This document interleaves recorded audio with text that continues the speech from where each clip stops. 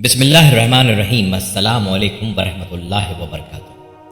برصغیر پاک و ہند میں حضرت جلال الدین رومی کو صرف شاعر نہیں بلکہ عظیم صوفی اور بزرگ کی حیثیت سے نہایت عقیدت و احترام سے یاد کیا جاتا ہے۔ دنیا انہیں 13ویں صدی کا ایک بڑا صوفی اور مفکر مانتی ہے اور جلال الدین رومی کو بڑا مقام و مرتبہ حاصل ہے۔ دوستو، آج کی اس ویڈیو میں ہم آپ کو مولانا جلال الدین رومی رحمۃ اللہ علیہ کے بارے میں بتائیں گے۔ آپ رحمۃ اللہ علیہ کون تھے، آپ کا تعلق کس علاقے سے تھا اور آپ کی وجہ شہرت کیا بنی۔ اس کے علاوہ اس ویڈیو میں آپ کو مولانا جلال الدین رومی رحمۃ اللہ علیہ کے مرشد کے بارے میں نقطہ نظر بھی بتائیں گے، اور ہم آپ کو یہ بھی بتائیں گے کہ آپ رحمۃ اللہ علیہ کا اپنے مرشد شاہ شمس تبریز رحمۃ اللہ علیہ کے ساتھ کس قسم کا رشتہ تھا، اور آپ رحمۃ اللہ علیہ کی کرامات کے بھی کچھ واقعات آپ کو بتائیں گے جن کو سن کر ایمان تازہ ہو جائے گا۔ مولانا روم کے بارے میں تفصیل سے جاننے سے پہلے ان کی زندگی سے کچھ اہم واقعات آپ کو بتانا چاہیں گے۔ شمس تبریزی نے ایک دفعہ دعا کی کہ مجھے وہ بندہ ملے جو میری صحبت کا متحمل ہو۔ یہ دعا قبول ہو گئی اور قونیا میں مولانا روم کے پاس پہنچ گئے۔ حضرت شاہ شمس سبزواری اپنے عہد کے عظیم روحانی پیشوا تھے۔ قونیا میں آپ کی ملاقات اس وقت کے عظیم عالم دین مولانا جلال الدین رومی سے ہوئی۔ پہلی ملاقات میں ایک مشہور و معروف کرامت معرض وجود میں آئی کہ مولانا جلال الدین رومی اپنے درس میں طالب علموں کو تعلیم دے رہے تھے کہ حضرت شاہ شمس سبزواری تبریزی دوران درس تشریف لے گئے، جو کہ نہایت سادہ لباس میں تھے اور مولانا رومی کے قریب بیٹھ گئے۔ مولانا رومی کے قریب چند کتابیں پڑھی تھیں۔ حضرت شاہ شمس نے مولانا رومی کی طرف مخاطب ہو کر کتابوں کی طرف اشارہ کیا اور پوچھا، یہ کیا ہے؟ جواب ملا، اسے علم کہتے ہیں جو کہ آپ نہیں جانتے، آپ کو اس سے کیا نسبت؟ حضرت شاہ شمس نے مولانا رومی کا یہ فقرہ سنا تو جلال میں آئے اور وہ تمام کتابیں اٹھا کر پانی کے بھرے حوض میں ڈال دی۔ مولانا رومی کو آپ کے اس عمل سے بڑا قلق ہوا اور غصہ و پریشانی کے عالم میں آپ رو پڑے اور کہا، اے درویش، تم نے یہ کیا کر دیا؟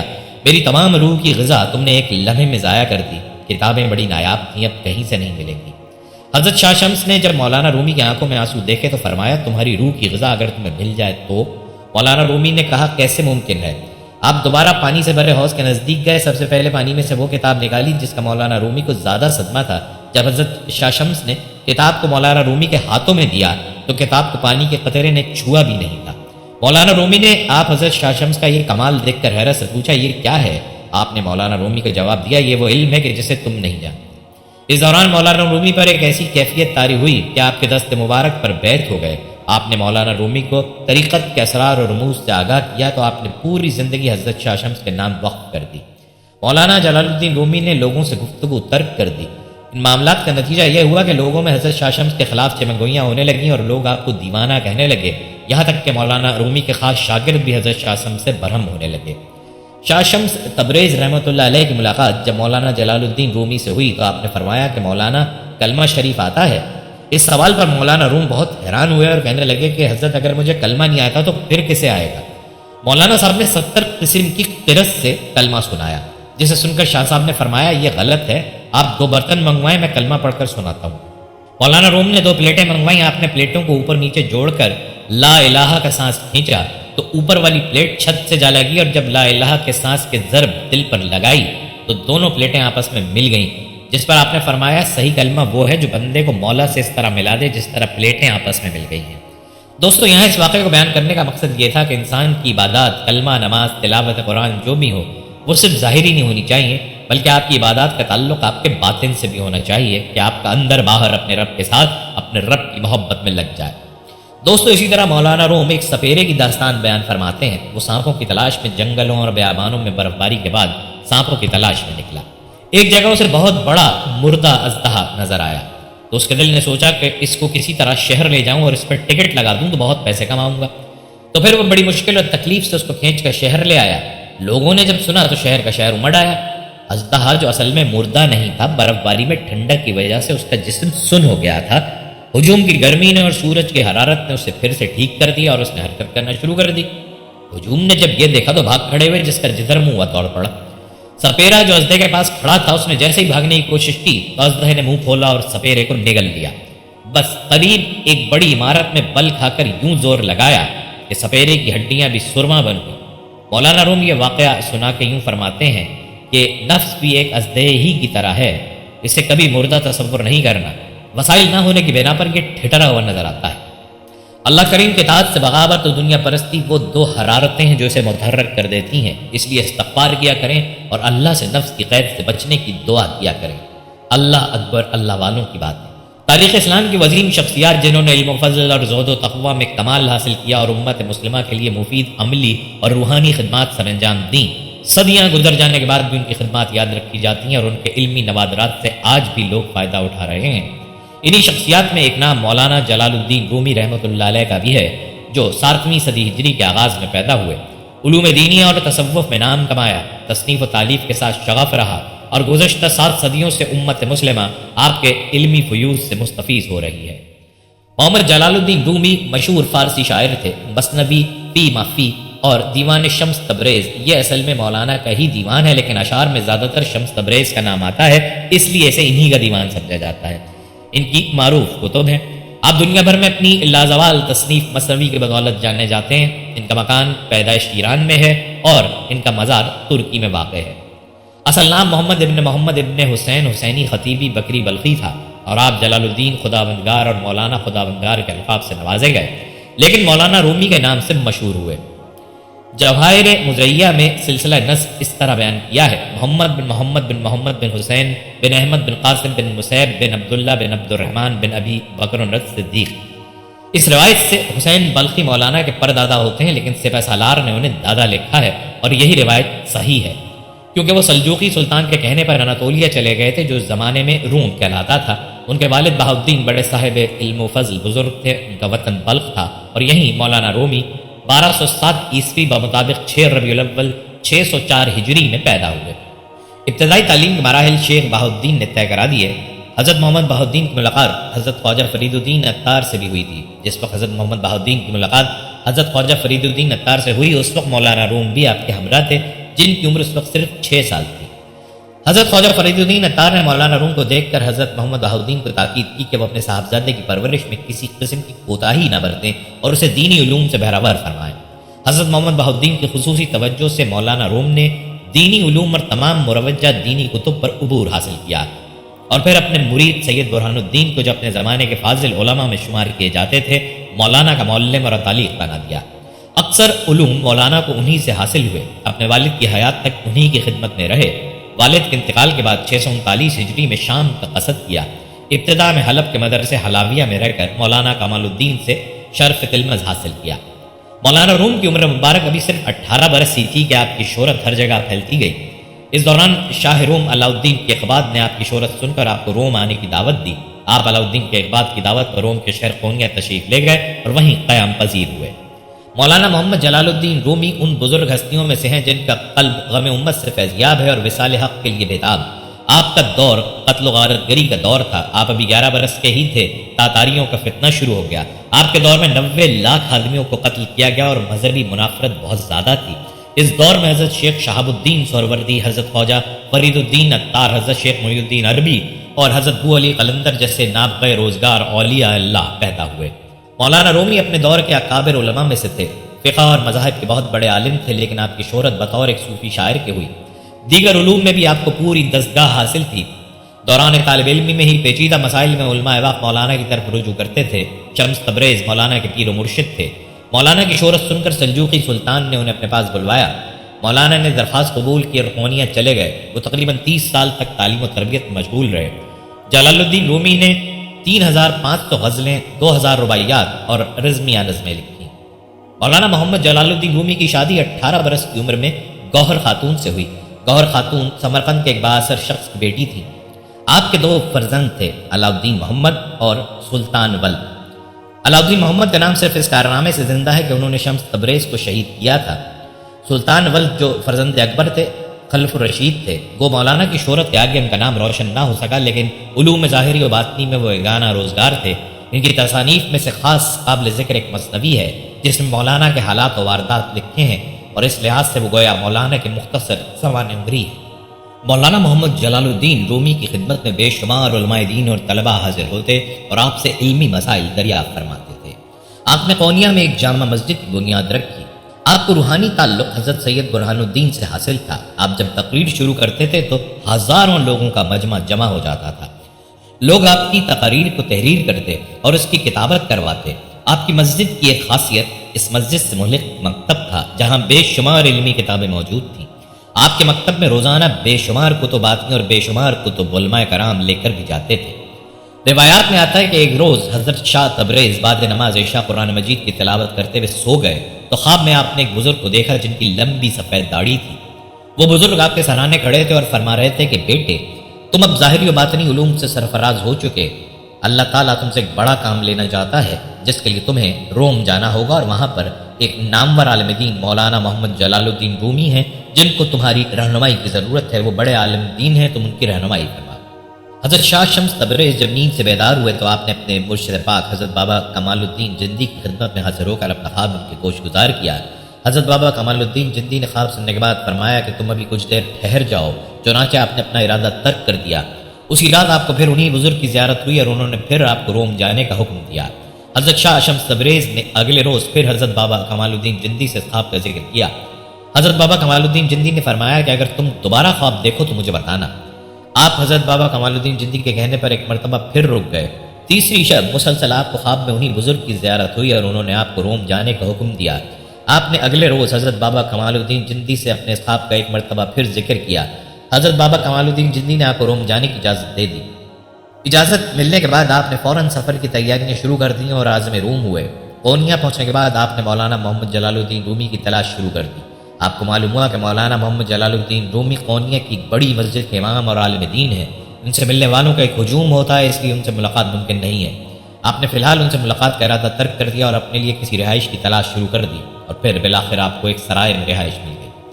حضرت شاہ شمس تبریز نے جس سرائے میں رہائش اختیار کی وہ سرائے برنج فروش کی تھی۔ آپ کی ملاقات اس سرائے میں قیام پذیر مزدوروں سے اکثر و بیشتر ہوتی رہتی تھی۔ ان مزدوروں نے ہمیشہ آپ کے ہاتھ میں ہم وقت قلم اور کتاب کو ہی دیکھا، جس سے انہوں نے اندازہ لگایا کہ آپ تعلیم یافتہ انسان ہیں، اس لیے غور و فکر میں ڈوبے رہتے ہیں۔ ان مزدوروں میں سے اگر کوئی آپ سے گفتگو کر لیتا تو آپ کا گرویدہ ہو جاتا۔ ان لوگوں میں دو شخص محمد عمر اور محمد زبیر بھی شامل تھے جن سے آپ کی اچھی الیک سلیک ہو گئی۔ ان دونوں نے مولانا محمد جلال الدین رومی کے بارے میں بے شمار معلومات آپ کو دی۔ ایک روز یہ دونوں شخص آپ کے پاس آئے اور کہنے لگے کہ آپ ہمیشہ اپنے حجرے میں ہی مقیم رہتے ہیں۔ شہر میں ایک بلند چبوترا موجود ہے جو دریچہ عمرہ کے نام سے مشہور ہے، جہاں شہر کے نامور علماء اور علماء دین جمع ہوتے ہیں۔ اگر آپ ان سے ملنے کے خواہاں ہیں تو ہم آپ کو وہاں لیے چلتے ہیں اور ان لوگوں سے آپ کا تعارف کرواتے ہیں۔ مولانا محمد جلال الدین رومی بھی اکثر و بیشتر اس چبوترے پر تشریف لاتے ہیں، ہو سکتا ہے وہیں ان سے بھی ملاقات ہو جائے۔ حضرت شاہ شمس تبریز نے ان کی بات سننے کے بعد ان کے ساتھ جانے پر آمادگی ظاہر کر دی۔ آپ نے عمدہ لباس زیب تن کیا اور قلم کتاب تھامے ان دونوں کے ساتھ دریچہ عمرہ روانہ ہوئے۔ جب آپ یعنی شاہ شمس تبریز وہاں پہنچے تو دیکھا کہ ایک بلند چبوترا ہے جس کے اطراف میں ایک چھوٹا سا باغیچہ ہے۔ اس چبوترے کے اطراف میں ہر قسم کے پھول موجود تھے۔ وہاں آپ کی ملاقات مختلف علماء دین سے ہوئی، لیکن مولانا جلال الدین رومی کہیں نظر نہ آئے۔ چبوترے پر باقاعدہ مجلس کا آغاز ہوا تو تصوف پر بحث شروع ہو گئی۔ اس دوران حضرت عمر نے بآواز بلند اعلان کیا کہ ہمارے درمیان آج علم و ادب کی نام و شخصیت حضرت شاہ شمس تبریز موجود ہیں، ساتھ ہی وہ آپ کا ہاتھ پکڑ کر سامنے لے آئے۔ آپ نے اپنا مختصر تعارف کروایا۔ علماء نے آپ سے علم القرآن کے بارے میں اظہار خیال کرنے کو کہا۔ آپ نے قدر توقف سے کام لیا اور پھر اپنی تقریر شروع کی۔ حمد و ثنا درود و سلام کے بعد آپ نے فرمایا کہ مسلمانوں کے زوال کی بڑی وجہ یہ ہے کہ وہ علم القرآن کو بھلا بیٹھے ہیں، یہاں تک کہ قرآن کریم کے پیغام کو بھول ہی بیٹھے ہیں۔ دولت و دنیا اور عیش کو سجدے کر رہے ہیں۔ موجودہ دور میں اس بات کا جائزہ لیا جائے تو مسلمان دولت اور عیش و عشرت میں ایسے گم ہو چکے ہیں کہ اب لوگ انہیں علم کے بجائے دولت سے ہی پہچانتے ہیں اور ان کی دولت کو ہی سلام کرتے ہیں۔ قرآن پاک کی تعلیم اور اس میں موجودہ پیغام کو پہچاننا ہر مسلمان کا اولین فرض ہے۔ مسلمانوں کی دولت پرستی کی روش نے انہیں اب تباہی کے دہانے پر کھڑا کر دیا ہے۔ قرآن مجید کا علم حقیقت میں علم کا سمندر بحر بے قرار ہے۔ قرآن مجید کے علوم کا حصول ہر انسان پر واجب ہے اور اس کے علوم کسی ایک انسانی زندگی پر ختم نہیں ہوتے۔ قرآن مجید میں اللہ تعالیٰ نے خود فرمایا ہے کہ اگر جن اور انسان مل کر بھی کوشش کریں تو وہ ایک آیت بھی نہیں لا سکتے۔ حضرت شاہ شمس تبریز نے علوم قرآن پر سیر حاصل بحث کی۔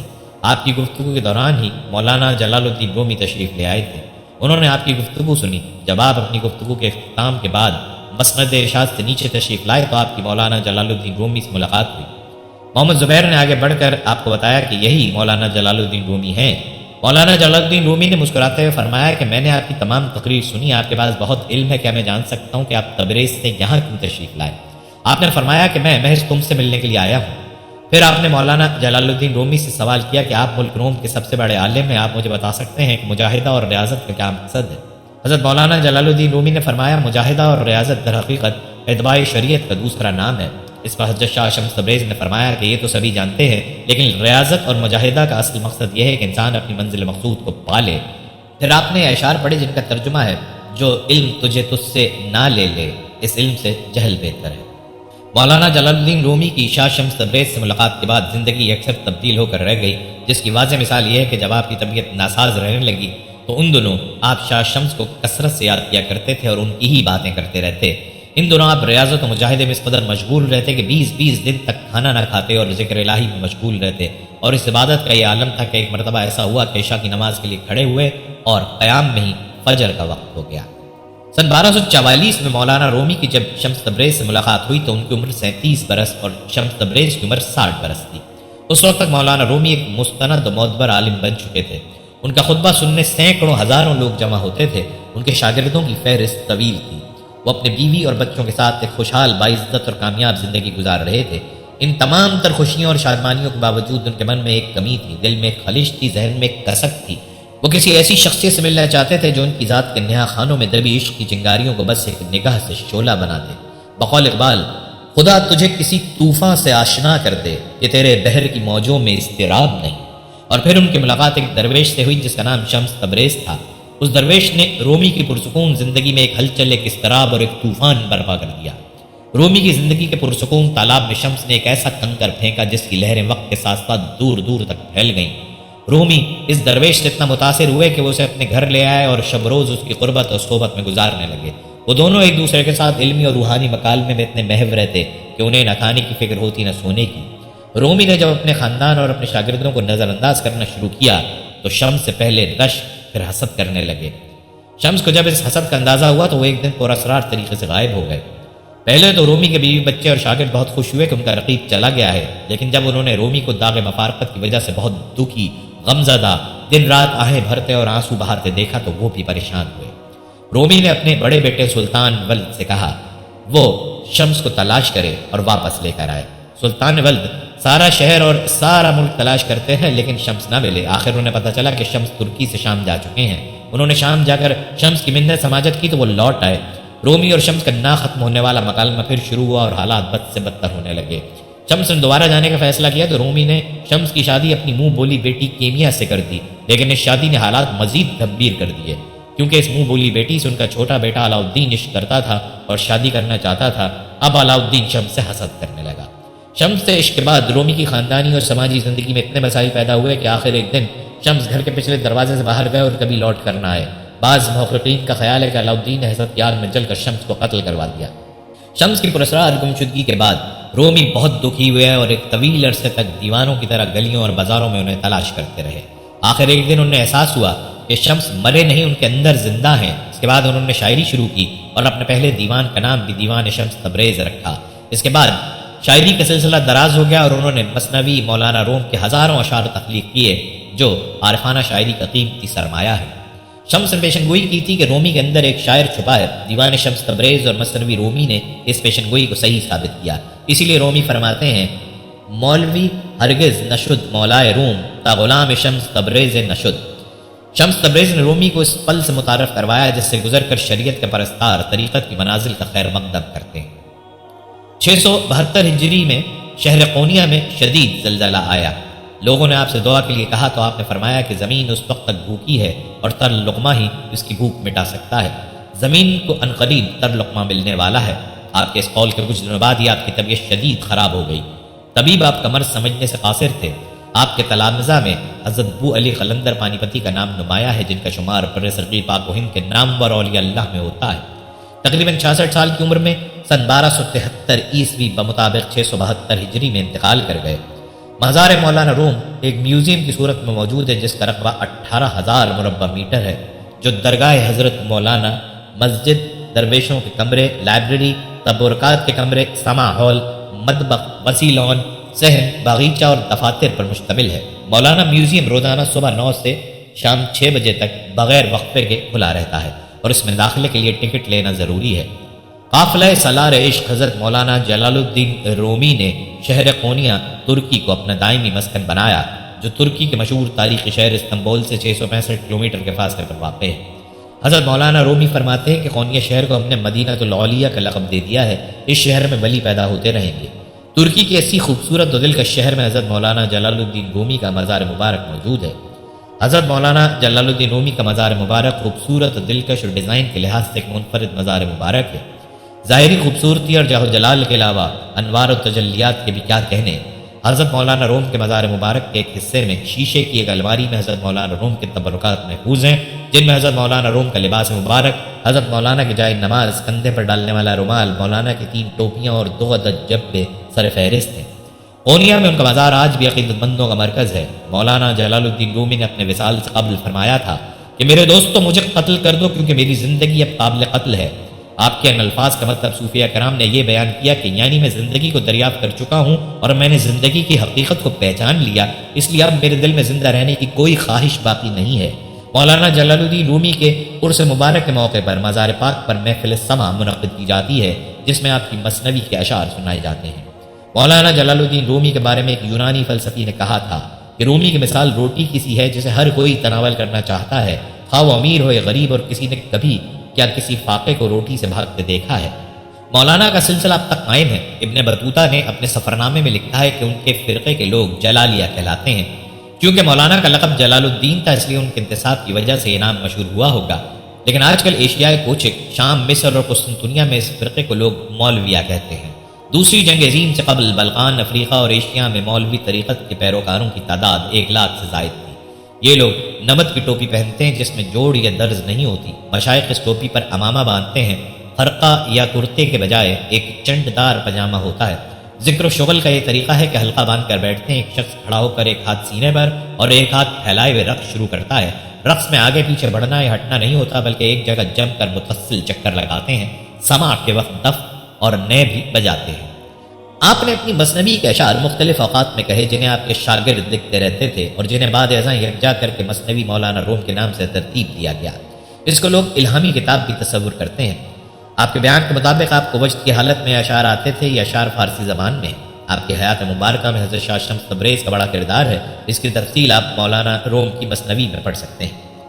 رومی کو تصوف کی دنیا میں وہ مقام حاصل ہے کہ صوفی کہتے ہیں کہ مولانا روم صرف مسلمانوں نہیں بلکہ عیسائیوں اور یہودیوں کے بھی پیر ہیں اور وہ بھی آپ سے عقیدت رکھتے ہیں۔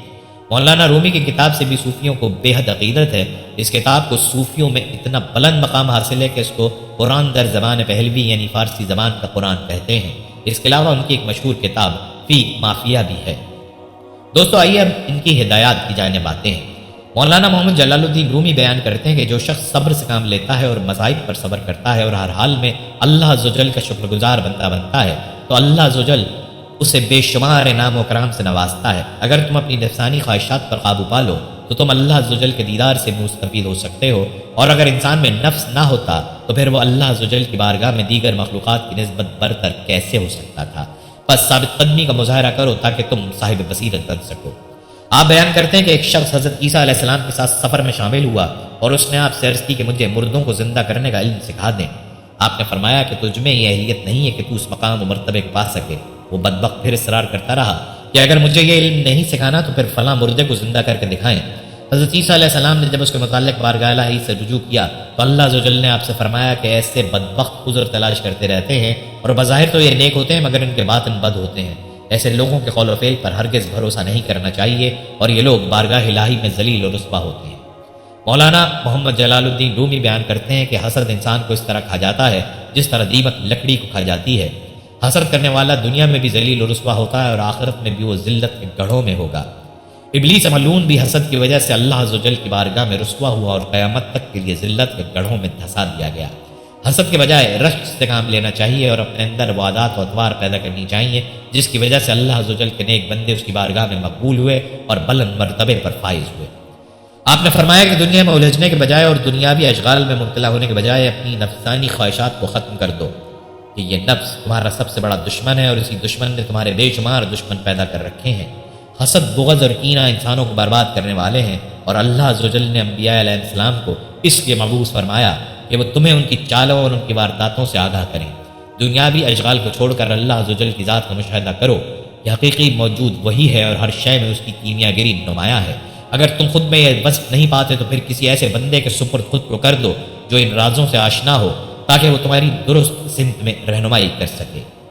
مولانا محمد جلال الدین رومی بیان کرتے ہیں کہ اگر اللہ عز و جل کا کرم شامل حال نہ ہو اور اس کے نیک بندوں کی دعائیں ساتھ نہ ہوں تو انسان اگرچہ فرشتوں کے مانند نیک ہی کیوں نہ ہو، وہ خوشامدیوں کی خوشامد سے ہرگز نہیں بچ سکتا، اور خوشامدی انسان کو دوسروں کی نگاہوں میں رسوا کر دیتے ہیں۔ بس اللہ عز و جل کی نگاہ کرم کا طلبگار رہو تاکہ تم ان خوشامدیوں کے شر سے محفوظ رہ سکو۔ آپ بیان کرتے ہیں کہ انسان کی بات اس کے باطن کی عکاس ہوتی ہے، اور قرآن مجید میں اللہ عز و جل نے حق اور باطل کے درمیان تفریق کو واضح کر دیا۔ قرآن مجید ہمارے لیے رہنما ہے، اور ہمیں رہنمائی کے لیے جب بھی کبھی ضرورت محسوس ہو ہم قرآن مجید ہی سے رہنمائی حاصل کریں۔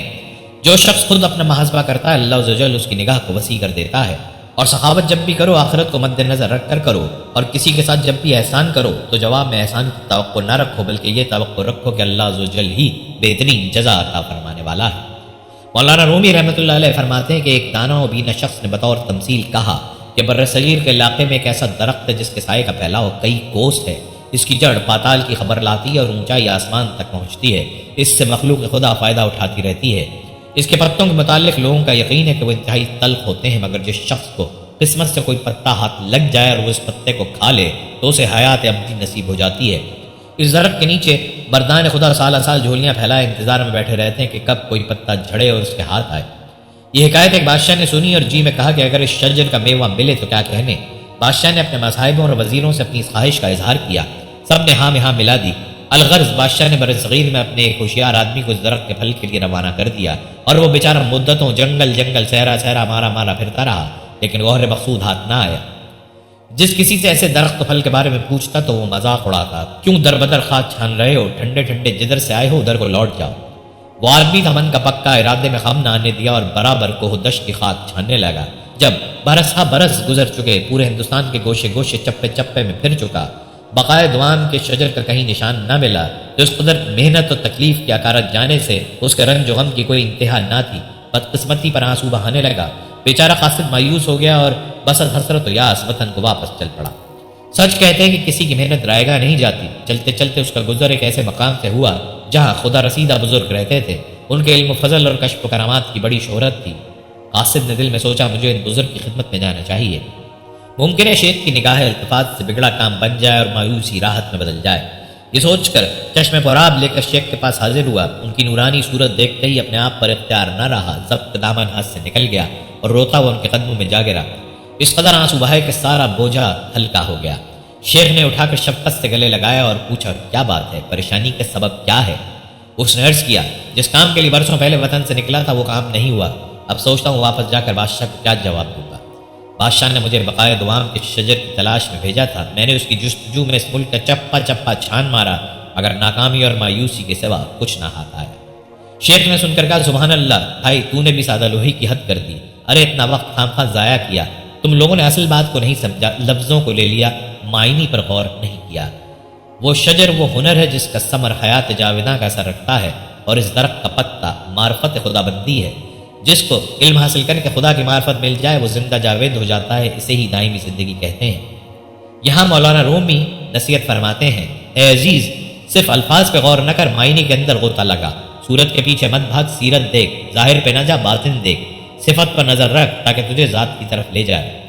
یہ نام ہی جھگڑے کا ہے جس نے مخلوق کے اندر اختلاف کی گرہیں ڈال دی ہیں، جہاں معنی پر نگاہ کی جاتی ہے وہاں اختلاف نہیں رہتا۔ ایک شخص نے چڑیا پکڑنے کے لیے جال بچھایا، اتفاق سے ایک چڑیا اس میں پھنس گئی اور شکاری نے اسے پکڑ لیا۔ چڑیا نے اس سے کہا انسان تم نے کئی ہرن بکرے اور مرغ وغیرہ کھائے ہیں، ان چیزوں کے مقابلے میں میری کیا حقیقت ہے، ذرا سا گوشت میرے جسم میں ہے، اس سے تمہارا کیا بنے گا، تمہارا تو پیٹ بھی نہیں بھرے گا، لیکن اگر تم مجھے آزاد کر دو تو میں تمہیں 3 نصیحتیں کروں گی جن پر عمل کرنا تمہارے لیے بہت مفید ہوگا۔ ان میں سے ایک نصیحت تو میں ابھی کروں گی، جبکہ دوسری اس وقت جب تم مجھے چھوڑ دو گے اور میں دیوار پر جا بیٹھوں گی۔ اس کے بعد تیسری اور آخری نصیحت اس وقت کروں گی جب دیوار سے اڑ کر سامنے درخت کی شاخ پر جا بیٹھوں گی۔ اس شخص کے دل میں تجسس پیدا ہوا کہ نہ جانے چڑیا کیا فائدہ مند نصیحتیں کرے۔ اس نے چڑیا کی بات مانتے ہوئے اس سے پوچھا تم مجھے پہلی نصیحت کرو پھر میں تمہیں چھوڑ دوں گا۔ چنانچہ چڑیا نے کہا میری پہلی نصیحت یہ ہے کہ جو بات کبھی نہیں ہو سکتی اس کا یقین مت کرنا۔ یہ سن کر اس آدمی نے چڑیا کو چھوڑ دیا اور وہ سامنے دیوار پر جا بیٹھی۔ پھر بولی میری دوسری نصیحت یہ ہے کہ جو بات ہو جائے اس کا غم نہ کرنا۔ اور پھر کہنے لگی اے بھلے مانس، تم نے مجھے چھوڑ کر بہت بڑی غلطی کی، کیونکہ میرے پیٹ میں پاؤ بھر کا انتہائی نایاب پتھر ہے، اگر تم مجھے ذبح کرتے اور میرے پیٹ سے اس موتی کو نکال لیتے تو اس کے فروغ کرنے سے تمہیں اس قدر دولت حاصل ہوتی کہ تمہاری آنے والی کئی نسلوں کے لیے کافی ہوتی اور تم بہت بڑے رئیس ہو جاتے۔ اس شخص نے جو یہ بات سنی تو لگا افسوس کرنے اور پچھتایا کہ اس چڑیا کو چھوڑ کر اب اپنی زندگی کی بہت بڑی غلطی کر بیٹھا ہے، اگر اسے نہ چھوڑتا تو نسلیں سنور جاتی۔ چڑیا نے اسے اس طرح سوچ میں پڑے دیکھا تو اڑ کر درخت کی شاخ پر جا بیٹھی اور بولی، اے بھلے مانس، ابھی میں نے تمہیں پہلی نصیحت کی جس میں تم بھول گئے کہ جو بات نہ ہو سکنے والی اس کا ہرگز یقین نہ کرنا، لیکن تم نے میری اس بات کا اعتبار کر لیا کہ میں چھٹانک بھر وزن رکھنے والی چڑیا اپنے پیٹ میں پاؤ وزن کا موتی رکھتی ہوں، کیا یہ ممکن ہے؟ میں نے تمہیں دوسری نصیحت یہ کی تھی کہ جو بات ہو جائے اس کا غم نہ کرنا، مگر تم نے دوسری نصیحت کا بھی کوئی اثر نہ لیا اور غم و افسوس میں مبتلا ہو گئے کہ خام خواہ مجھے جانے دیا۔ تمہیں کوئی بھی نصیحت کرنا بالکل بیکار ہے، تم نے میری پہلی دو نصیحتوں پر کب عمل کیا جو تیسری پر کرو گے؟ تم نصیحت کے قابل نہیں۔ یہ کہتے ہوئے چڑیا پھر سے اڑی اور ہوا میں پرواز کر گئی۔ وہ شخص وہیں کھڑا چڑیا کی باتوں پر غور و فکر کرتے ہوئے سوچوں میں کھو گیا۔ وہ لوگ خوش نصیب ہوتے ہیں جنہیں کوئی نصیحت کرنے والا ہو۔ ہم اکثر خود کو عقل کل سمجھتے ہوئے اپنے مخلص ساتھیوں اور بزرگوں کی نصیحتوں پر کان نہیں دھرتے اور اس میں نقصان ہمارا ہی ہوتا ہے۔ یہ نصیحتیں صرف کہنے کی باتیں نہیں ہوتی کہ کسی نے کہہ لیا ہم نے سن لیا، بلکہ دانائی اور دوسروں کے تجربات سے حاصل ہونے والے انمول اثاثے ہیں جو یقیناً ہمارے لیے مشعل راہ ثابت ہو سکتے ہیں اگر ہم ان نصیحتوں پر عمل بھی کریں۔ آپ رحمۃ اللہ علیہ کی ایک اور مشہور حکایت ہے۔ ایک دفعہ کا ذکر ہے کہ پہاڑوں کے درمیان ایک بوڑھا آدمی رہتا تھا، اس نے اپنی ساری زندگی مطالعے اور غور و فکر میں گزاری تھی۔ وہ اپنی فہم و بصیرت کی وجہ سے دور دور تک مشہور تھا۔ دور دور کے شہروں سے اس کے پاس کاروباری لوگ، سیاستدان اور طالب علم آتے۔ وہ بوڑھے آدمی سے اپنی مشکلات بیان کرتے تو وہ انہیں ان کے خوبصورت اور آسان حل بتا دیتا۔ کچھ ایسے لوگ بھی اس کے پاس آتے جو کہ اس سے علم اور فلسفیات کے سوالات پوچھتے۔ بوڑھا آدمی ان کو درست اور صحیح جواب دے کر انہیں مطمئن کر دیتا۔ بوڑھے آدمی سے جو کوئی بھی سوال کرتا وہ ہمیشہ اس کے سوال کا جواب دے کے اسے نصیحت کرتا کہ اب عمل کرنا آپ کی ذمہ داری ہے۔ اسی پہاڑ کے نزدیک غریب مزدوروں کی بستی تھی، ان کے بچے بہت شرارتی اور آوارہ گرد تھے۔ وہ شریر بچے اکثر کوئی نہ کوئی الٹا سیدھا سوال بوڑھے آدمی سے پوچھتے تھے جن کا بالکل صحیح اور درست جواب دیا جاتا تھا۔ ایک دن صبح بچوں کے سرغنا نے اپنے ساتھیوں سے کہا، آؤ آج بوڑھے کو تنگ کرتے ہیں، آج وہ ہمارے سوال کا جواب نہ دے سکے گا۔ اس لڑکے نے ایک کبوتر اپنے ہاتھوں میں چھپا لیا اور سوچا کہ میں بوڑھے سے پوچھوں گا کہ میرے ہاتھوں میں جو کبوتر ہے وہ زندہ ہے یا مردہ۔ اگر بوڑھا کہے گا کبوتر زندہ ہے تو میں ہاتھوں سے مسل کر کبوتر کو جان سے مار دوں گا، اور اگر اس نے کہا کبوتر مردہ ہے تو میں زندہ کبوتر اس کو دکھا دوں گا۔ جب یہ لڑکا کبوتر اپنے ہاتھوں میں چھپایا بوڑھے کے پاس پہنچا اور سوال کیا کہ میرے ہاتھوں میں جو کبوتر ہے وہ زندہ ہے یا مردہ، تو دانا بوڑھے نے کہا کبوتر تمہارے ہاتھوں میں ہے، جیسا چاہو سلوک کرو۔ بالکل اسی طرح ہماری زندگی کا مستقبل ہمارے ہاتھوں میں ہے، ہم اسے اپنے عمل سے مردہ بھی کر سکتے ہیں، اپنی بصیرت سے زندہ بھی کر سکتے ہیں۔ ایک بادشاہ اور ایک ایرانی غلام ایک ہی کشتی میں سفر کر رہے تھے۔ اس غلام نے پہلے کبھی کسی کشتی میں سفر نہ کیا تھا۔ جب کشتی ہچکولے کھانے لگی تو غلام نے شور مچانا شروع کر دیا۔ اسے بڑے پیار سے چپ رہنے کو کہا گیا لیکن اس کے واویلے میں کوئی فرق نہ آیا۔ بادشاہ کو یہ بات ناگوار گزری۔ اس کشتی میں ایک فلسفی بھی سفر کر رہا تھا۔ اس نے جب یہ حالات دیکھے تو بادشاہ سے کہنے لگا اگر آپ کی اجازت ہو تو میں اسے خاموش کرا دوں۔ بادشاہ نے جواب دیا ہم آپ کے بہت ممنون ہوں گے۔ فلسفی نے حکم دیا کہ غلام کو پانی میں پھینک دیا جائے، چنانچہ اسے کشتی سے باہر پھینک دیا گیا۔ جب غلام نے کچھ غوطے کھائے اور پانی نگلا تو اسے سر کے بالوں سے پکڑ کر کشتی میں کھینچ لیا گیا۔ اس کے بعد وہ غلام ایک کونے میں جا کر خاموشی سے بیٹھ گیا۔ بادشاہ کو یہ منطق سمجھ نہ آئی، چنانچہ اس نے فلسفی سے وضاحت چاہی۔ فلسفی بولا حضور جب تک اس نے چند غوطے نہیں کھائے تھے اسے کشتی کی حفاظت اور سکون کا اندازہ نہ تھا۔ انسان کو اس وقت تک برے حالات سے محفوظ رہنے کا اندازہ نہیں ہوتا جب تک وہ حادثات کا شکار نہ ہو جائے۔ دوستو ایک جگہ مولانا رومی نے لکھا ایک دن حضرت موسیٰ کی سر راہ ملاقات ایک گدڑیے سے ہوئی جو بآواز بلند یہ کہہ رہا تھا، اے خدا تم کہاں ہو؟ اگر میری تم سے ملاقات ہو جائے تو میں تمہارا غلام بن کر زندہ رہوں، میں تمہارے جوتوں کی مرمت کروں اور تمہارے سر میں کنگھی کروں، میں تمہارے کپڑے دھوؤں، تمہاری جوئیں ماروں اور تمہارے لیے دودھ لے کر آؤں۔ اے پروردگار اگر تو مجھے مل جائے تو میں تمہارے ہاتھوں کو بوسہ دوں اور تمہارے پاؤں کی مالش کروں، اور جب تمہارے سونے کا وقت آ جائے تو تمہارے کمرے کی صفائی کروں۔ او خدا میں تم پر اپنی بکریاں قربان کرنا چاہتا ہوں اور میں تمہاری تلاش میں مارا مارا پھرتا ہوں، کاش تو میری یہ گریہ ازاری کو سن سکے۔ وہ گدڑی ایسی قسم کی بیتوکی باتیں کرتا جا رہا تھا۔ حضرت موسیٰ نے اسے روک کر پوچھا اے انسان تم کس سے مخاطب ہو؟ وہ بولا اس ذات سے جس نے ہم سب کو بنایا اور جس نے ہمیں زمین اور آسمان دکھائے۔ حضرت موسیٰ نے کہا استغفر اللہ تم نے ایسی بےہودہ باتیں کی ہیں کہ تمہارا ایمان فاسد ہو گیا ہے اور تم کافر ہو گئے ہو، تم نے خدا کی توہین کی ہے۔ خدا ان سب باتوں سے بالا تر ہے، تمہیں اپنے منہ میں روئی بھر لینی چاہیے، تمہارے باتوں کی بدبو چاروں طرف پھیل گئی ہے، تم نے مذہب کی خلعت فاخرہ پر بدنما دھبے بکھیر دیے ہیں، تمہیں خدا کی عظمت کا کوئی اندازہ نہیں۔ گدڑیا بولا او موسیٰ تم نے میرے منہ کو بند اور میری روح کو مجروح کر دیا ہے۔ اس نے اپنے کپڑے پھاڑے، آہوزاری کی اور ریگستان کی طرف بھاگ نکلا۔ اس دن خدا موسیٰ سے مخاطب ہو کر بولا، اے موسیٰ، یہ تم نے کیا کیا؟ تم نے میرے غلام کو مجھ سے جدا کر دیا۔ کیا تم دنیا میں لوگوں کو مجھ سے ملانے آئے ہو یا جدا کرنے؟ مجھے سب چیزوں سے زیادہ ناپسند جدائی ہے۔ میں نے ہر انسان کو ایک منفرد مزاج، جداگانہ انداز فکر اور خصوصی طرز فکر سے نوازا ہے۔ جو چیز تمہارے لیے باعث شرم ہے وہ اوروں کے لیے باعث فخر ہو سکتی ہے۔ جو چیز تمہارے لیے زہر ہے وہ اوروں کے لیے امرت بن سکتی ہے۔ میں لوگوں کی طرز عبادت سے بالا تر ہوں۔ میں ان کی کمزوریوں کو نظر انداز کرتا ہوں۔ میں ان کے ظاہر کو نہیں دیکھتا، میں ان کے باطن پر نظر رکھتا ہوں۔ میرا کام ان کا یوں پکڑنا نہیں بلکہ انہیں رحمت سے مالا مال کرنا ہے۔ میں ان کی زبانوں کو نہیں پرکھتا، ان کے دل کی گہرائیوں کو جانچتا ہوں۔ اے موسیٰ، میں الفاظ کی خوبصورتی نہیں دل کی جلن کا خواہش مند ہوں۔ جاؤ ان کے باطن میں محبت کی ایسی آگ روشن کرو جو ظاہر کے حسن کو خاشاک کی طرح جلا ڈالے۔ مجھے روایتی انداز میں عبادت کرنے والوں کی بنسبت وہ لوگ زیادہ عزیز ہیں جن کے دل اور روح میری محبت کی آگ سے روشن ہے۔ حضرت مولانا جلال الدین رومی رحمۃ اللہ علیہ نے مثنوی روم میں پیر مرشد اور مرید کے بارے میں ایک آخری فتویٰ دیتے ہوئے فرمایا ہے، جس نے پیر مرشد اور ذات کو ایک نہ دیکھا وہ ہرگز مرید نہیں ہے، مرید نہیں ہے۔ تمام اولیاء اللہ اس بات پر زور دیتے ہیں کہ مرشد کی بیعت ہونے کے بعد مرید کے دل میں اپنے شیخ کے لیے محبت اور ادب کے جذبات متزن ہو اور مرید اپنے شیخ سے والہانہ محبت کرنے والا ہو۔ اسی لیے بزرگان دین فرماتے ہیں تصوف سارے کا سارا ادب ہے اور تصوف کا مدار عشق ہے، اور عشق میں اول تاخر آداب درکار ہے۔ اگر مرید کے دل میں اپنے مرشد کی ہیبت نہیں تو گویا اس کے دل میں مرشد کی عظمت نہیں تو ادب نہیں، آداب نہیں تو عشق نہیں، اور اگر عشق نہیں تو فیض سے محروم رہے گا۔ حضرت مولانا جلال الدین رومی رحمۃ اللہ علیہ مثنوی روم میں فرماتے ہیں، اگر تو خواجہ کو خدا سے الگ دیکھے تو کتاب زندگی کا اصل اور مقدمہ گنوا بیٹھے گا۔ جو مرید اپنے بھینگے پن سے خدا اور پیر کو دو دیکھے وہ مرید نہیں ہے بلکہ دراصل مارید ہے، یعنی مردود ہے۔ مرشد سے مرید کی محبت کے بارے میں فرماتے ہیں، کوئی کتنا ہی علامہ کیوں نہ ہو لیکن اگر اس کو اہل اللہ کی صحبت میں رہنا نصیب نہ ہو تو وہ اللہ والا نہیں بن سکتا۔ اور فرماتے ہیں، خاصان خدا نہیں ہوتے لیکن اس سے جدا بھی نہیں ہوتے۔ مرید جس قدر ادب کرنے والا ہوگا اسی قدر مرشد سے فیضیاب ہوگا۔ ادب کے بغیر کامل مرشد کی صحت و مجلس سے نہ فائدہ اٹھایا جا سکتا ہے اور نہ ہی گوہر مقصود حاصل ہوتا ہے۔ مرید کا اپنے مرشد کریم سے تعلق ایسا ہونا چاہیے جیسا کہ ایک معصوم بچے کا اپنی ماں سے ہوتا ہے۔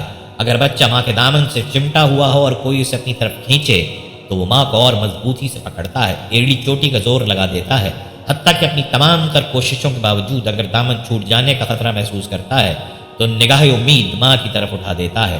بے بسی سے بھری نگاہیں ماں کو اس کی فریاد سنائیں گی، پھر بھی کچھ نہ بنے تو آنکھوں سے آنسو ٹپکیں گے، پھر رونا شروع کر دے گا، پھر گڑگڑانا شروع کرے گا۔ تب کیا ماں اس کے ہاتھ سے اپنا دامن جانے دے گی؟ ہرگز نہیں، بلکہ اسے اپنے سینے سے لگا لے گی۔ محبت تب تک کامل نہیں ہوتی جب تک مرشد کا نام مبارک سن کر مزہ نہ آنے لگے، دل پر کیفیت طاری نہ ہونے لگے۔ حضرت سیدنا ابو بکر صدیق رضی اللہ تعالیٰ عنہ نے یا سیدی یا رسول اللہ صلی اللہ علیہ وآلہ وسلم و اصحابہ سے عرض کیا، یا سیدی یا رسول اللہ صلی اللہ علیہ وآلہ وسلم و اصحابہ مبارک، مجھے تین چیزیں محبوب ہیں، آپ صلی اللہ علیہ وآلہ وسلم و صحابہ و اکرام کو دیکھنا، آپ صلی اللہ علیہ وآلہ وسلم و صحابہ اکرام کے پاس بیٹھ جانا، اور اپنا مال آپ صلی اللہ علیہ وآلہ وسلم و صحابہ اکرام پر فدا کرنا۔ اسی طرح کسی بزرگ نے انداز محبت خدا کی میزان محبت شیخ کو قرار دیتے ہوئے ارشاد فرمایا ہے کہ مرید کو حق تعالیٰ کی محبت اپنے پیر کی محبت کی مقدار سے ہی حاصل ہوتی ہے۔ سالک کو جتنی اپنی شیخ سے محبت ہے اسی قدر اللہ تعالیٰ سے محبت ہے۔ منازل کا طے کرنا مرشد کی توجہ اور تصرف سے وابستہ ہے، اس کے بغیر کچھ نہیں بنتا۔ علامہ محمد اقبال رحمۃ اللہ علیہ مولانا رومی کو اپنا روحانی پیر مانتے تھے۔ کشف اور وجدان کے ذریعے ادراک کی حقیقت کے بعد صوفی صحیح معنوں میں عاشق ہو جاتا ہے کہ برغبت تمام محبوب حقیقی کے تمام احکام کی پیروی کرتا ہے۔ رومی نے جوہر عشق کی تعریف اور اس کی ماہیت کی طرف معنی خیز اشارے کیے ہیں۔ صوفی کی ذہنی تکمیل کا مقام کیا ہے، اس کے متعلق دو شعر نہایت دل نشیں ہیں جن کا ترجمہ اور تشریح کچھ یوں کی ہے علامہ اقبال نے: خرد کے پاس خبر کے سوا کچھ اور نہیں، تیرا علاج نظر کے سوا کچھ اور نہیں۔ مولانا روم حضرت علامہ اقبال کے لیے روحانی اور ادبی نقطہ نظر سے اجنبی نہیں تھے۔ علامہ اقبال نے امت مسلمہ بالخصوص بر صغیر کے مسلمانوں کو درپیش مسائل کے حل کے لیے مولانا جلال الدین رومی کی تعلیمات سے استفادہ کیا۔ علامہ اقبال نے امت مسلمہ کے مرض کی تشخیص کی اور ان کے حل کے طور پر مولانا جلال الدین رومی کی تعلیمات کو پیش کیا اور ان کے فلسفے سے مستفید ہوئے۔ ان کے متعلق علامہ اقبال اپنے کلام میں کہتے ہیں، مولانا رومی کی طرح میں نے بھی حرم میں اذان دی اور لوگوں کو تقوی کی طرف بلایا، انہی سے میں نے زندگی کے اسرار و رموز سیکھے۔ پرانے زمانے میں جب مصیبت آتی تھی تو وہ وہاں ہوتے تھے، موجودہ دور میں مشکلات سے نمٹنے کے لیے میں یہاں ہوں۔ علامہ اقبال کا مقدمہ بھی عقل پر روح کی فوقیت کا مقدمہ ہے، اور یہی فکر رومی بھی ہے۔ مولانا رومی نے اپنے زمانے میں فطری فلسفے کی عقل محض پر تنقید کی، اور علامہ اقبال نے اپنے زمانے میں جدیدیت اور سائنٹزم کی مادیت پرستی پر تنقید کی اور باور کروایا کہ انسانی معاشرے کی بنیاد روحانی ہے۔ دونوں کی فکر واضح کرتی ہے کہ مسلم تہذیب میں قومیت کی بنیاد روحانی اصولوں پر ہے، نہ کہ رنگ، نسل، جغرافیہ یا زبان پر۔ حضرت مولانا جلال الدین رومی کی زندگی میں عظیم روحانی انقلاب اس وقت آیا جب وہ اپنے مرشد شمس تبریز سے آشنا ہوئے۔ اس سے قبل 37 برس کی زندگی میں وہ ایک مفتی، فقیہ اور ایک عالم کے طور پر نظر آتے ہیں۔ حضرت مولانا جلال الدین رومی کی مثنوی ہو یا غزل، جہاں بھی سورج، روشنی، دن، چاند یا اس طرح کی کوئی ملتی جلتی چیز کا ذکر آیا ہو، وہاں مولانا رومی مرشد شمس تبریز کا نام لیتے ہیں۔ مولانا رومی اور شمس تبریز کی دوستی، ان کی محبت اور ان کا عشق 700 برس کے بعد بھی پراسراریت کی دھن میں کھویا ہوا ہے۔ مختلف محققین اس رشتے کی حقیقت اور معنویت کے بارے میں متفق نہیں ہیں۔ بعض کا خیال ہے کہ وہ عشق روحانی تھا، بعض کا گمان ہے کہ وہ رومانوی تھا، بعض کو یقین ہے وہ جذباتی تھا، اور بعض کا خیال ہے کہ ایسے عشق کا تجزیہ نہیں کیا جا سکتا، کیونکہ وہ انسانی اور روحانی عشق کی اس معراج پر تھا جہاں فنا اور بقا آپس میں بغیر ہو جاتے ہیں۔ اس چاہت کی تاثیر یہ ہے کہ 21ویں صدی میں بھی ساری دنیا کے سنت، سادھو اور صوفی اس 13ویں صدی کے عشق کے پھلوں سے فیضیاب ہو رہے ہیں۔ مولانا رومی کی ذات کو عالمی سطح پر شہرت حاصل ہے۔ ان کے 800ویں جشن پیدائش پر ترکی کی درخواست پر اقوام متحدہ کے ادارہ برائے تعلیم، ثقافت و سائنس یونیسکو نے سن 2007 کو بین الاقوامی سال رومی قرار دیا۔ اس موقع پر یونیسکو تمغہ بھی جاری کیا۔ 28 اکتوبر سے 1 نومبر 2007 تک حضرت مولانا جلال الدین بلخی رومی کے 800 سالہ جشن ولادت کی تقریبات کے سلسلے میں ایران میں 5 روزہ عظیم عالمی کانگریس کا انعقاد ہوا، جو 2 روز تہران اور 3 روز تک تبریز میں جاری رہی۔ کانگریس میں 30 ممالک کے تقریباً 80 اسکالرز کے علاوہ کثیر تعداد میں ایرانی اسکالرز نے بھی شرکت کی۔ تہران میں اس عظیم کانگریس کا افتتاحی اجلاس بروز اتوار 28 اکتوبر 2007 کو ایران کے صدر محترم جناب آقائے محمود احمدی نژاد کی زیر صدارت تہران کے کانفرنس ہال میں منعقد ہوا۔ اجلاس کی ابتدا قرآن پاک کی آیات سے ہوئی۔ کانگریس کے منتظم اعلیٰ نے خطبہ استقبالیہ پیش کیا۔ صدر محترم نے اپنے طویل و مفید خطاب میں حضرت مولانا روم کی عالمگیر شخصیت اور ان کے فلسفہ عشق پر جامع انداز میں روشنی ڈالی اور حاضرین و سامعین سے داد حاصل کی۔ استاد جلال ذوالفنون نے ستار پر مثنوی کے ابتدائی اشعار پیش کیے، جس کے بعد افتتاحی اجلاس اختتام پذیر ہوا۔ 30 اکتوبر 2007 بروز منگل غیر ملکی مندوبین بذریعہ ہوائی جہاز حضرت شمس الدین تبریزی کے شہر تبریز روانہ ہوئے، جہاں حضرت مولانا روم کے علاوہ حضرت شمس تبریزی کی یاد میں جشن شمس تبریزی کی تقریبات کا اہتمام کیا گیا تھا۔ تبریز کے گورنر نے اپنے صدارتی خطبے میں حضرت مولانا روم اور حضرت شمس تبریزی کے بارے میں نہایت پرمغز گفتگو فرمائی، اور اس اجلاس کا اختتام موسیقی کی تقریب سے ہوا، جس میں ایرانی موسیقاروں نے موسیقی کے ساتھ مثنوی اور دیوان شمس کے اشعار پیش کیے۔ مذکورہ تقریبات میں پاکستان سے جسٹس جاوید اقبال، ان کی اہلیہ justice Nasira Javid Iqbal, doctor Muhammad Ikram Shah, doctor Muhammad Saleem Mazhar, doctor Muhammad Nasir, doctor Affan Saljooq, doctor Tahir Hameed Tanoli, doctor Khalida Aftab, جناب افتخار احمد حافظ قادری اور مجلہ پیغام آشنا کے مدیر ڈاکٹر محمد سلیم اختر نے شرکت کی اور مقالات پیش کیے۔ مولانا رومی کے کچھ اقوال جو بہت مشہور ہیں: تمہیں محبت کو تلاش کرنے کی ضرورت نہیں، تمہیں ان دیواروں کو گرانے کی ضرورت ہے جو تم نے اپنے اور محبت کے درمیان کھڑی کر رکھی ہیں۔ تم جس کی تلاش میں ہو وہ بھی تمہاری تلاش میں ہے۔ کل میں زیرک تھا، ساری دنیا کو بدلنا چاہتا تھا، آج میں دانا ہوں، خود کو بدلنا چاہتا ہوں۔ جدائی ان کے لیے ہے جو آنکھوں سے پیار کرتے ہیں، دل سے محبت کرنے والوں کے لیے جدائی کوئی معنی نہیں رکھتی۔ زخم وہ کھڑکی ہے جس سے روشنی داخل ہوتی ہے، دل کے دروازے پر اس وقت تک چوٹیں کھاتے رہو جب تک وہ کھل نہ جائے۔ دل ایک سمندر ہے، اس کی گہرائیوں میں اپنے آپ کو تلاش کرو۔ پھول بادل کے گرجنے سے نہیں، بادل کے برسنے سے اٹھتے ہیں، لہٰذا اپنی آواز کے بجائے اپنے دلائل کو ہمیشہ بلند کیجیے۔ کسی نے مولانا جلال الدین رومی سے پوچھا کہ دنیا کیا ہے؟ فرمایا، ہر وہ چیز دنیا ہے جو تمہیں اللہ سے دور کر دے۔ اگر تم عظمت کی بلندیوں کو چھونا چاہتے ہو تو اپنے دل میں انسانیت کے لیے نفرت کے بجائے محبت آباد کرو۔ اگر میرا علم مجھے انسان سے محبت کرنا نہیں سکھاتا تو ایک جاہل مجھ سے 1000 درجے بہتر ہے۔ خاموشی سمندر ہے اور گفتگو نہر کی طرح ہے۔ تجھے سمندر تلاش کر رہا ہے، تو نہر کی تلاش نہ کر۔ جب کوئی غم دیکھو تو استغفار کرو، کیونکہ غم تو خدا کی طرف سے آتا ہے، تم اپنے کام میں لگے رہو۔ رومی اس وقت تک مولانا رومی نہ بنا جب تک وہ شمس تبریز کا غلام نہ ہو گیا۔ تو بھی نیک صحبت کو لازم پکڑ لے۔ عقل کو خواہش پر فضیلت حاصل ہے، کیونکہ عقل زمانے کو تمہارے ہاتھوں میں دے دیتی ہے، جبکہ خواہش تمہیں زمانے کا غلام بنا دیتی ہے۔ انسانیت محبت کا مرکز اور محبت انسانیت کی معراج ہے۔ اگر میرا علم مجھے انسان سے محبت کرنا نہیں سکھاتا تو ایک جاہل مجھ سے 1000 درجہ بہتر ہے۔ صبر خوشی کی چابی ہے۔ وفا ایک ایسا دریا ہے جو کبھی خشک نہیں ہوتا۔ لازوال خوبصورتی سے دل کی خوبصورتی ہے۔ حلال لقمے کے منہ میں آنے سے عبادت کا رجحان پیدا ہوتا ہے۔ دشمن ہمیشہ دماغ کے منتخب کرو اور دوست ہمیشہ کردار کی۔ جب خدا ہماری مدد کرنا چاہتا ہے تو ہمیں انکساری کی طرف مائل کر دیتا ہے۔ اچھا بولنے کے لیے اچھا سننا ضروری ہے۔ ساری کائنات کی حرکت کا سبب عشق ہے۔ کائنات کا ہر ذرہ کمال کا خواہش مند ہے۔ جو عشق سے رنگ و روپ کی خاطر کیا جاتا ہے وہ عشق نہیں بلکہ فسق ہے۔ محبت کی تلاش آپ کا ہدف نہیں بلکہ آپ کا ہدف تو ان رکاوٹوں کو دور کرنا ہے جو آپ نے محبت کے جذبے کے خلاف کھڑی کر لی ہے۔ مرشد سے مرید کی محبت کے بارے میں فرماتے ہیں، کوئی کتنا ہی علامہ کیوں نہ ہو لیکن اگر اس کو اہل اللہ کی صحبت میں رہنا نصیب نہ ہو تو وہ اللہ والا نہیں بن سکتا۔ اور فرماتے ہیں، خاصان خدا نہیں ہوتے لیکن اس سے جدا بھی نہیں ہوتے۔ مرید جس قدر ادب کرنے والا ہوگا اسی قدر مرشد سے فیض یاب ہوگا۔ ادب کے بغیر کامل مرشد کی صحبت و مجلس سے نہ فائدہ اٹھایا جا سکتا ہے اور نہ ہی گوہر مقصود حاصل ہوتا ہے۔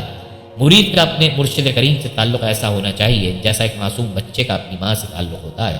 اگر بچہ ماں کے دامن سے چمٹا ہوا ہو اور کوئی اسے اپنی طرف کھینچے تو وہ ماں کو اور مضبوطی سے پکڑتا ہے، ایڑی چوٹی کا زور لگا دیتا ہے، حتیٰ کہ اپنی تمام تر کوششوں کے باوجود اگر دامن چھوٹ جانے کا خطرہ محسوس کرتا ہے تو نگاہ امید ماں کی طرف اٹھا دیتا ہے۔ بے بسی سے بھری نگاہیں ماں کو اس کی فریاد سنائیں گی، پھر بھی کچھ نہ بنے تو آنکھوں سے آنسو ٹپکیں گے، پھر رونا شروع کر دے گا، پھر گڑگڑانا شروع کر دے گا۔ تب کیا ماں اس کے ہاتھ سے اپنا دامن جانے دے گی؟ ہرگز نہیں، بلکہ اسے اپنے سینے سے لگا لے گی۔ محبت تب تک کامل نہیں ہوتی جب تک مرشد کا نام مبارک سن کر مزہ نہ آنے لگے، دل پر کیفیت طاری نہ ہونے لگے۔ مولانا رومی کی زندگی کا احاطہ چند الفاظ میں کرنا ممکن نہیں، لیکن جہاں تک ہو سکا ہر ممکن کوشش کی کہ کچھ واقعات سے آپ کی زندگی کے روشن پہلو سامعین کی نظر کیے جائیں۔ اللہ تعالیٰ سے دعا ہے کہ اللہ پاک ہمیں اپنے انعام یافتہ لوگوں کے نقش قدم پر چلنے کی توفیق عطا فرمائے، آمین۔ ہم امید کرتے ہیں کہ آپ کو ہماری آج کی یہ ویڈیو ضرور پسند آئی ہوگی۔ اگر آپ کو ہماری آج کی یہ ویڈیو پسند آئی ہے تو آپ سے گزارش کرتے ہیں کہ آپ ہمارے چینل کو ضرور سبسکرائب کر لیں اور ساتھ ہی لگے بیل کے بٹن کو بھی پریس کر لیں تاکہ آپ کے پاس ہماری آنے والی مزید معلوماتی ویڈیوز کا نوٹیفیکیشن بر وقت ملتا رہے۔ سبسکرائب کے ساتھ ساتھ ہماری ویڈیو کو لائک بھی کریں اور اپنی قیمتی رائے کا اظہار کمنٹس میں ضرور کریں۔ کمنٹس میں آپ اپنے سوالات بھی ہم تک پہنچا سکتے ہیں۔ اللہ تعالیٰ آپ کو اپنے حفظ و امان میں رکھے۔